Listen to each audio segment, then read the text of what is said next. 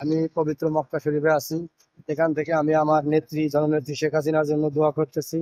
আল্লাহ তাআলা আমার নেত্রীকে যে জানে তাকে সুস্থ এবং দীর্ঘ আয়ু দেয় কামনা করছি, এবং আমাদের মাননীয় প্রধানমন্ত্রী দেশরত্ন শেখ হাসিনা জানে বাংলাদেশে আবার আসে, প্রধানমন্ত্রী হিসেবে আসে, এবং আমাদের বাংলাদেশের মানুষ কোথাও কোনো মানুষ জনগণ কোথাও কোনো নিরাপদে নেই। ঠিক আছে, বর্তমানে যে সরকার আছে আমাদের ইউনূস আছে স্বৈরাচার, ঠিক আছে, এই কোথাও কোনো কিছু করতে পারতেছে না। মানুষজন জায়গায় জায়গায় খুন হচ্ছে, সাংবাদিক নিরাপত্তা নাই, শিক্ষক, পুলিশ, আর্মি, র্যাব, কেউ কোথাও কোনো নিরাপত্তায় নাই। তাই আমি সবার কাছে, দেশবাসীর কাছে বলতেছি, দোয়া চাই এবং আমার নেত্রীর জন্য দোয়া চাচ্ছি। আপনারা সবাই আমার নেত্রীর জন্য দোয়া করবেন, আমার নেত্রী জানি আবার বাংলাদেশে প্রধানমন্ত্রী হিসেবে আসতে পারে। এবং আমি বলতে চাচ্ছি, আমার গোপালগঞ্জবাসীর জন্য দোয়া ও শুভকামনা রইল। আমার গোপালগঞ্জের মানুষ বেশি ভালো নাই।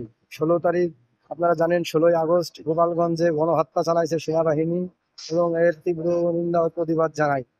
সবাইকে ধন্যবাদ ও আন্তরিক শুভেচ্ছা অভিনন্দন। সালাম আলাইকুম।